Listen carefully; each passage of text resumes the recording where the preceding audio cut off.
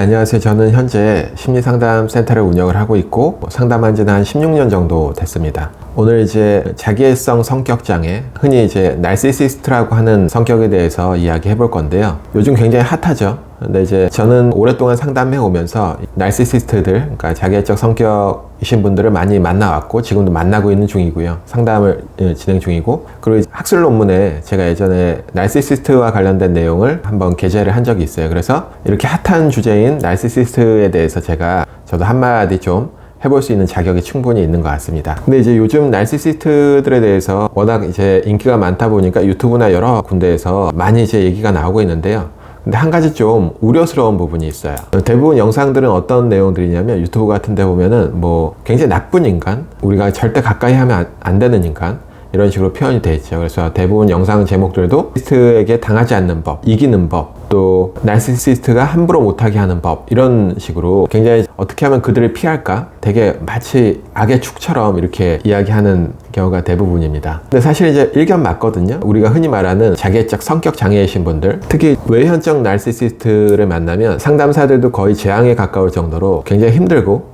치료도 오래 걸리고 예후도 좋지 않은 경우가 많아요. 그래서 저도 흔히 말하는 전형적인 외현적 나르시시스트를 만나면 막 상담하다가 정말 심한 소리를 듣는다든지, 뭔가 상담하다가 조금만 자존심이 상하면 막 논쟁을 한다든지, 이런 경험이 많이 있습니다. 근데 실제로 제가 상담 현장이나 또는 이제 우리가 일상생활에서 경험하는 그런 만날 수 있는 실제 나르시시스트들은 그렇게 되게 극단적인 모습은 아니고요. 실제로는 여러 가지 모습들이 중첩되어 있거나, 또는 나르시시스트라고 하더라도 되게 좋은 특성들을 여러 가지 가지고 있어요. 뭐 나르시시스트이면서 뭐 노력도 열심히 한다든지, 배려가 있다든지, 공감 능력도 어느 정도 있는 그런 모습이 많이 있고, 특히 이제 외현적으로 드러나는 외현적 나르시시스트들보다 내현적 나르시시스트가 잘 드러나지 않는 이런 분들이 더 많습니다. 이제 실제 만나본, 제가 직접 만나고 상담하는 그런 나르시시스트들은 우리가 이제 책이나 유튜브에서 나오는 그런 강렬한 또는 극단적인 모습과는 좀 차이가 있어서요. 그에 대해서 오늘 이야기를 좀 해보려고 합니다. 그래서 이제 여기 들어오신 분들은 주위에 이제 혹시나 나를 힘들게 하는 사람이 나르시시스트가 아닌지, 또는 나 자신이 나르시시스트가 아닌지, 그런 것들이 궁금해서 오셨을 건데요. 이 영상 속에서 제가 이제 책이나 유튜브에 나오는 그런 모습이 아니라 실제 그들의 모습, 그러니까 책에 나오지 않는 임상 경험을 통해서 만나본 그들의 모습에 대해서 이야기 드려볼 테니까요. 한번 영상 끝까지 따라오셔서 한번 감을 잡아보시길 바라겠습니다. 근데 먼저 우리는 이제 나르시시즘, 그러니까 자기애성에 대해서 좀 먼저 이해를 해볼 필요가 있는데요. 그리스 신화에서부터 출발을 하죠. 그러니까 나르키소스라는 어떤 소년이 있는데 너무 외모가 출중해서 주위에서 다 이제 그 소년을 사랑하지만 눈길도 주지 않았는데, 지나가다가 이제 연못에 비친 자기의 모습을 보고 사랑에 빠져서 결국은 연못 속에 뛰어들어서 죽은 이야기죠. 그 자리에서 핀 꽃이 우리가 이제 수선화라고 이야기하죠. 그래서 이제 이런 신화를 이제 심리학에 끌어들여서 프로이드가 이제 사용을 했는데요. 물론 처음에 프로이드가 끌어들인 건 아닌데, 프로이드의 여러 논문 속에서 이제 이 자기애성이라는 단어들이 등장을 하면서 이제 심리학에서 통용되기 시작했어요. 그러니까 처음에 이제 자기 자신의 몸에 대해서 스스로 성적 쾌감이나 욕구를 느끼는 사람들을 통칭해서 이제 이런 식으로 이야기했었는데, 점점 이런 것들이 확대되어 나가면서 자기 자신을 사랑하는 마음, 쉽게 말하면 이제 건강한 사랑은 아니겠죠. 그래서 이런 식으로 발전을 했고, 또는 이제 이 나르시시스트와 에코이스트로 나누거든요. 그러니까 에코이스트들은 나르시시스트들에게 항상 당하는, 또는 헌신하고 희생하는 그런 이제 반대적인 모습으로 표현되기도 합니다. 그래서 여기 또 영상 찾아오시는 분들 중에 내가 에코이스트로서 이제 나르시시스트들에게 피해를 많이 봤다고 느끼시는 분들도 있을 거예요. 자, 그럼 이제 대략적인 설명은 이 정도 하고, 그럼 이제 우리가 어떻게 하면 나르시시스트를 판정 내려볼 수 있을지에 대해서 잠깐 알려드리고 싶은데요. 지금 불러드릴 거는 이제 DSM이라고 해서 미국 정신의학회에서 발행하는 정신질환이나 성격장애의 어떤 진단 분류표라고 보시면 됩니다. 세계적으로 공신력이 있는 거기 때문에 한번 체크해 보시고 나와 내 주변 분들이 해당 사항이 있는지 한번 알아보시면 좋겠어요. 제가 한 9가지를 말씀드릴 건데, 이 중에서 최소한 5가지 이상 정도 부합이 된다면 나르시시스트인 걸 좀 의심해 볼 수 있다, 이렇게 보시면 됩니다. 첫 번째, 자신의 중요성에 대해서 지나치게 과장된 자신감이 있다. 예를 들어서 자신의 성취나 재능을 과장하고 뒷받침할 성취가 없는데도 불구하고 자신의 뛰어남을 인정받으려고 한다.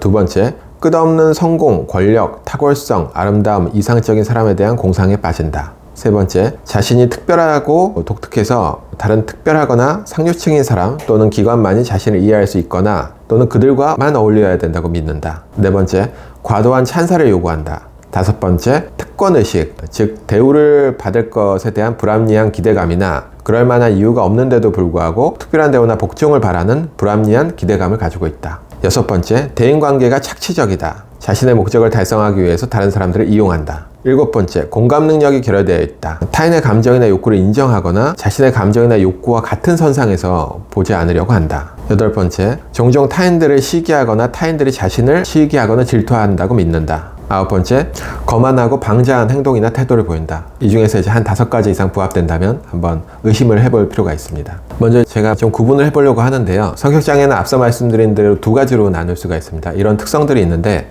그게 이제 적극적으로 외적으로 표현되는 모습을 외연적 자기애라고 하고, 그런 것들이 잘 드러나지 않고 오랫동안 좀 지켜봐야지 그 모습을 알 수 있는 경우가 이제 내연적 자기애라고 볼 수 있어요. 그러니까 외연적 자기애는 아까 말씀드린 이제 특권의식이나 거만한 태도나 끊임없는 찬사를 요구하거나 또는 이제 대인관계가 착취적이거나 이런 것들이 외적으로 잘 드러난다는 거예요. 누가 봐도 저 사람 너무 좀 잘난 척하고 자기가 잘났다고 너무 의시되고 과시하는 이런 모습들이 있고요. 누가 있을까요? 아무래도 좀 정치하시는 분들이 이런 모습들이 보여지겠죠? 또 이런 것들이 있어야지 우리가 정치 같은 걸 할 수 있을 거라고 생각해요. 근데 이제 이것과는 반대로 처음 만났을 때 뭔가 좀 소심해 보이고 수줍고 배려심 많고 예의 바르고 남 눈치를 많이 보는, 그래서 되게 얼핏 보면 회피성 성격장애 같기도 하고 사회공포 같기도 한 이런 분들이 내연적 자기의 처음 모습인데요. 이런 분들은 타인평가에 굉장히 민감해요. 그래서 되게 소심한 것 같지만 오랫동안 얘기를 나누다 보면 은근히 굉장히 강한 본인의 주장이나 신념들이 드러나고, 또는 그 안에 굉장히 웅대한 자기상, 쉽게 말해서 본인에 대해서 굉장히 높게 평가하는 웅대한 자기상이 은근히 드러나는 분들이 이제 내연적 자기애고, 우리가 이제 일상생활이나 현실에서 많이 보는 분들은 이런 내연적 자기애라고 보시면 돼요. 그런데 이제 아까 말씀드린 대로 외현적 자기애하고 내현적 자기애가 되게 외적으로 보이는 양상은 다른데요. 프로세스는 되게 비슷합니다. 외현적 자기애가 적극적으로 자신을 드러내면서 이 웅대한 자기상, 핵심은 이 웅대한 자기상이거든요. 그리고 이 웅대한 자기상이 손상이 오는 걸 되게 싫어하는데요. 왜냐면 이 웅대한 자기상에 손상이 오면 바로 자존심 상함으로 가거든요. 근데 이 2가지 양상의 핵심은 사실은 같은 거예요. 핵심 프로세스는 왜 같냐면 웅대한 자기상에 대한 주제가 동일하기 때문입니다. 그러니까 이들은 웅대한 자기상을 가지고 있고요. 제일 싫어하는 거는 이 웅대한 자기상에 손상이 일어나서 자존심이 상하는 상황을 너무 싫어하는 거예요. 그런 것들을 외현적 자기애는 적극적으로 그런 것들을 표현하고 보호하는 거죠. 내가 잘났다고 표현하면서. 근데 이제 내현적 자기애는 타인 평가에 굉장히 민감하고 배려가 많은 이유가, 타인 평가가 안 좋으면 또 거기에 웅대한 자기상의 손상이 일어나고 자존심 상함으로 일어나거든요. 외연적 자기애가 그런 것들을 능동적으로 자존심 보호 전략을 쓰고 있다면, 내연적 자기애는 수동적으로 그거를 보호 전략을 쓰고 있을 뿐이지 그 프로세스는 같다는 거예요. 바꿔서 말하면 이 이야기의 핵심은, 내연적 자기애가 타인들을 굉장히 배려하고 공감 능력이 좋은 것 같지만 좀 더 깊이 들어가 보면 타인에 대해서 함께 관계하는 대상이라기보다 나를 평가해주는 일종의 도구로 느낀다는 점, 세게 얘기하면요. 그런 관점에서는 좀 자기중심적이라는 그런 맥락에서 동일하다고 볼 수 있습니다. 그래서 앞서 말씀드린 대로 뭐 여러 가지 특성들이 있지만, 핵심은 이 웅대한 자기상과 관련된 모든 주제라고 보시면 되고, 거기에서 파생되는 것들이 뭐 강한 신념이라든지 공감능력 부족이라든지 찬사와 특권의식, 이런 것들이라고 보시면 돼요. 그래서 이 웅대한 자기상은 내가 가지고 있는 어떤 상상 속에서 굉장히 이상적인 나의 모습이라고 볼 수 있는 거죠. 그래서 이제 이런 것들을 잘 이해하기 위해서 한 가지 사례로 보면, 우리가 이제 사회공포하고 좀 구분을 해볼 수 있어요. 그러니까 내연적 자기애이신 분들은 굉장히 수줍고 소심하고 위축되어 있기 때문에 얼핏 보면 사회공포로 상담하실 때도 사회공포로 잘못해서 오인할 수 있거든요. 근데 사회공포하고 어떤 점이 제일 다른가 보면, 예를 들어서 어떤 대학생을 상상을 해보는 거죠. 그러니까 대학생인데 어떤 프로젝트에 대해서 프레젠테이션을 해야 되는데, 우리가 흔히 말하는 사회공포는 대표적인 증상이 발표 불안이죠. 내가 준비는 다 했는데 그 발표하는 그 상황이 너무 떨리고 불안해서 발표하는 그 상황을 다 피하는, 예를 들면 발표 수업을 피하고 싶은 이런 성향이라면, 내연적 나르시시스트는 사실은 발표하는 건 문제가 없어요. 오히려 남들 앞에서 본인을 드러내는 걸 좋아하기도 하거든요. 근데 그 기능상은 전혀 문제가 없는데, 내가 생각하는 웅대한 자기상의 모습에 조금이라도 부합되지 않는 부분, 그러니까 준비가 좀 약하다든지 내가 약해서 완벽하지 못할 것 같다든지 내 성이 안 찬다든지 이랬을 때는 발표하는 그 상황을 피해버리는, 그러니까 사회공포하고 내연적 자기애하고 증상은 똑같은데, 나타나는 증상은 똑같은데 내적 프로세스는 되게 다르다는 거죠. 이해가 되셨죠? 그러니까 이런 식으로 내가 웅대한 자기상에 손상이 있는 또는 자존심이 상하는 모든 상황을 다 회피하는 전략을 쓰는 것이 이제 전형적인 나르시시스트라고 보시면 돼요. 그리고 우리가 이제 흔히 말하는 회피성 성격 장애랑도 되게 비슷한 모습이 있는데, 왜냐면 이제 그러다 보면 이제 사회적 관계에서 점점 회피할 수 있거든요. 근데 좀 다른 거는 대인관계를 회피하는 성향이 있는 건 동일하다고 해도 나르시시스트들은 은근히 강한 신념이라든지 굉장히 이상적 자아라든지 그런 웅대한 자기상이 자리하고 있다는 느낌을 알아차릴 수 있고, 이제 그런 점이 다르다고 보시면 돼요. 그리고 이제 이런 분들의 특징이 뭐냐면 사실은 굉장히 어떤 일을 수행할 때 목표가 굉장히 높다는 겁니다. 근데 보통 뭐 예를 들면 본인 성적이 되게 안 되는데도 불구하고 높은 대학을 가겠다고 이제 생각한다든지, 또는 본인이 그 정도의 실력은 아닌데 뭔가 어느 분야에서 전문가가 되겠다든지 뭐 이런 굉장히 높은 목표들을 갖고 있거든요. 그것도 굉장히 단기간 내에. 근데 이제 남들이 봤을 때는 좀 허무맹랑하고 굉장히 높은 목표라고 생각하는데요. 이 내연적 나르시시스트들이 가지고 있는 목표는 목표 자체가 높다기보다 본인의 수준이 이미 높다고 보셔야 돼요. 일반 사람들이 여기에서 이 정도의 목표를 갖는다면 내연적 나르시시스트들은 이미 이제 본인이 굉장히 웅대한 자기상이 있기 때문에 본인의 위치가 높은 거예요. 이미. 그렇기 때문에 훨씬 더 이제 높은 목표를 추구하겠죠. 일반인들이 봤을 때는 굉장히 높은 목표지만 본인이 봤을 때는 충분히 합당한 목표고,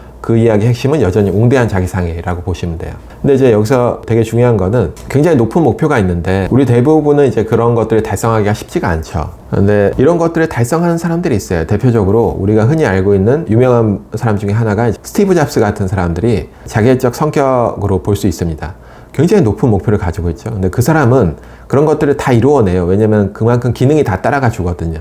그렇기 때문에 자기애적 성격 장애가 아니라 어떻게 보면 인류에게 편리성을 준 선구자로 인식되기도 하잖아요. 근데 대부분 일반적인 나르시시스트들은 그렇지 못하다는 거고, 결국엔 웅대한 자기상이 세운 높은 목표를 달성하지 못하기 때문에 거기에서 이제 웅대한 자기상에 스크래치가 나고 자존심이 상하면 그 다음에 어떻게 되냐면 회피 전략이나 아니면 합리화 전략을 많이 써요. 대부분 어떠냐면은, 예를 들면은 굉장히 나르시시스트적 성향이 있는 어떤 학생이 있는데, 고등학생이 있는데, 내가 이제 원하는 목표, 내가 생각했던 굉장히 높은 목표를 가지고 있는데 막상 이제 자꾸 모의고사를 보다 보니까 성적이 그만큼 안 나오는 거예요. 그럼 자꾸 웅대한 자기상에 손상이 일어나게 되겠죠. 그럼 바로 어떻게 나오냐면 회피 전략으로 나옵니다. 흔히 말하는 동기부여를 따지기 시작해요. 뭐 동기부여충이라고도 얘기하잖아요. 갑자기 근데 공부하는 게 나에게 의미가 있었나? 내가 진짜 공부를 하고 싶은 게 맞았나? 난 뭐 굳이 대학교 가고 싶지 않았었는데 부모님이 가라고 해서 어쩔 수 없이 간 거야. 이런 식으로 나오기 시작한다는 거죠. 나르시시스트의 특성 중에 하나가 귀인 양식인데요. 대부분 이제 잘된 것들, 어떤 원인을 찾을 때 잘된 것들은 내적 귀인, 자기 탓을 하는데요. 잘못된 것은 대부분 남 탓을 합니다. 외적 기인이라고 하거든요. 그러니까 어머니가 시켜서 또는 아버지가 시켜서 내가 공부를 했기 때문에 내 잘못과 내 책임이 아니라는 거죠. 근데 이걸 이제 내적 기인, 내가 이 공부라는 것을 선택했고 내가 열심히 했고 성과가 안 나왔다, 이렇게 돼버리면 웅대한 자기상에 손상이 일어나고 내가 피할 수가 없잖아요. 그렇기 때문에 외적 기인을 많이 하거든요. 잘못된 일에 대해서. 그러니까 이런 식으로 이제 회피 전략이 나온다는 거죠. 그러면서 나 갑자기 예술 쪽에 좀 재능이 있는 것 같아. 그러다가 그림이나 음악을 갑자기 하려고 한다든지 운동을 하려고 한다든지, 그러다가 그마저도 또 안 되고 실패 경험이 있으면 갑자기 난 유학을 가고 싶다. 그래서 한국의 교육 시스템이나 이런 것들은 나하고 안 맞아. 그래서 유학을 가고 싶다라고 이야기하는 경우도 있죠. 근데 사실은 유학을 통해서 내가 이제 한국 내에서 획득하지 못하는 그런 네임밸류를 유학이라는 어떤 방식으로 좀 채우려는 분들도 있거든요. 어쨌든 이런 식으로 회피 전략이 많이 나온다는 거예요. 그래서 심한 경우에는 이렇게 실패 경험을 한번 하고, 그러니까 인생에서 큰 실패 경험 같은 걸 한번 하고, 그런 실패 경험을 두 번 다시 하고 싶지 않아서, 왜냐면 웅대한 자기상이 깨지는 게 너무 힘들거든요. 그렇기 때문에 우리가 흔히 말하는 은둔형 외톨이로 가서 몇 년씩 집에서 나오지 못하는 경우도 많이 있습니다. 이들이 제일 힘들어하는 건 어떤 거냐면, 차라리 내가 공부를 안 하고 성적이 안 나오거나 노력을 열심히 안 하는데 성과가 안 나오는 건 괜찮아요. 왜냐면은 그거는 언제나 내가 열심히 하면은 잘 나올 수 있다는 여지가 있기 때문에 어쨌든 자존심이 상하지 않죠. 근데 제일 두려워하는 건 어떤 거냐면, 내가 정말 열심히 하고 최선을 다해서 했는데도 불구하고 결과가 나오지 않았을 때, 그때는 이제 도망갈 구석이 없잖아요. 그렇기 때문에 그걸 너무 싫어하기 때문에 이제 회피 전략 또는 합리화 전략을 씁니다. 그래서 이제 우리가 합리화라는 거, 그러니까 이것은 내가 어쩔 수 없이 공부를 했다든지 나는 원래부터 이걸 좋아하지 않았다든지 이런 것들인데, 합리화는 대표적으로 자존심 보호를 위한 자기 기만적 방어 기제라고 하거든요. 그러니까 내가 나를 속여버린다는 거죠. 그리고 이런 것들이 오랫동안 지속돼 버리면은 당연히 인생에서 큰 처벌이 오게 되고, 오히려 내가 원했던 그런 웅대한 자기상 높은 목표와는 점점 멀어지게 되는 그런 악순환이 벌어질 수가 있습니다. 근데 이제 사실 이분들이 이야기하는 그 고통의 수준이 약하지 않아요. 남들이 봤을 때는 뭐 왜 저래? 좀 쉬었다가 다시 하면 되지? 이럴 수 있는데, 일종의 성격이라는 거잖아요. 어렸을 때부터 형성된 어떤 결이 있다는 건데, 그렇기 때문에 쉽게 바꾸기가 어렵고 그 고통의 수준이 거의 죽고 싶다고까지 얘기하시거든요. 굉장히 괴로운 고통스러운 상태라는 거죠. 그리고 이제 그런 것들이 지속되고 회피가 지속되면서, 회피를 하게 되면 자존심이 상하진 않지만, 웅대한 자기상에 손상이 오진 않지만, 시간이 점점 지날수록 사회로부터 좀 내가 뒤떨어지거나 도태된다는 느낌 때문에 2차적으로 점점 더 괴로워지는 경우가 많이 있습니다. 그래서 이제 오늘 내연적 나르시시스트에 대한 성향은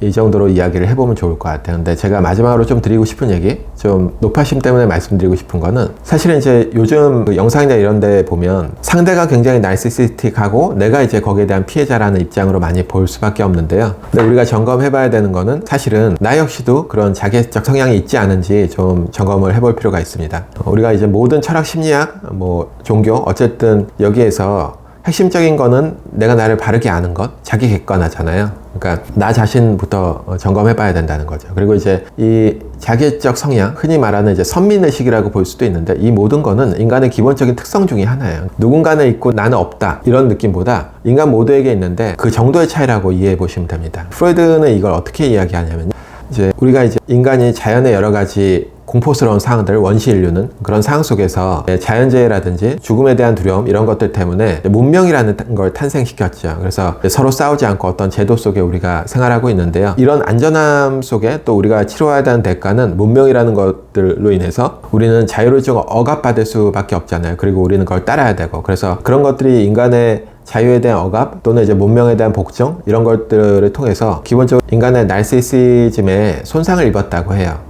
그래서 그걸 보상하기 위해서 이 문명이라는 것을 좀 더 높은 차원으로 끌어올리고, 그렇기 때문에 이제 도덕과 윤리 더 깊이 들어가면은 이제 종교와 신이 탄생했다고 하거든요. 그러니까 무슨 얘기냐면, 우리 모두에게는 그런 문명에 대한 억압 속에서 나르시시즘의 손상이 있고, 우리 모두에게는 나르시시스틱한 성향이 자리하고 있다는 거예요. 저 역시도 마찬가지고요. 그렇기 때문에 다시 한번 말씀드리지만, 제가 설명드린 모든 부분에 대해서 다 남의 것으로 외부에 던지거나 투사해서 열렬히 타인을 미워하는 것보다는 내 안에 그런 성향이 있지는 않은지 이렇게 알아차려 보시면 좋을 것 같고요. 또는 나르시시스틱한 성향 자체가 그렇게 극단적으로 타인 착취적이고 옆에 사람을 피폐하게 만들고 자기중심적이라는 그런 약간의 흑백 논리에서 벗어나서, 그런 그들도 굉장히 고통스러울 수 있고, 또는 한편으로는 되게 좋은 성향을 많이 가지고 있는 모습이라는 걸 좀 이해할 필요가 있을 것 같아요. 자, 이상으로 이야기를 마치고요. 다음번에는 이제 좀 시리즈로 나르시시스트의 어떤 원인들, 그리고 어떻게 하면 치료할 수 있을지, 그런 부분에 대해서 계속 영상을 찍어 볼 테니까요. 관심 가져주시면 감사하겠습니다. 자, 마지막으로 구독을 좀 눌러주시면 감사하겠습니다.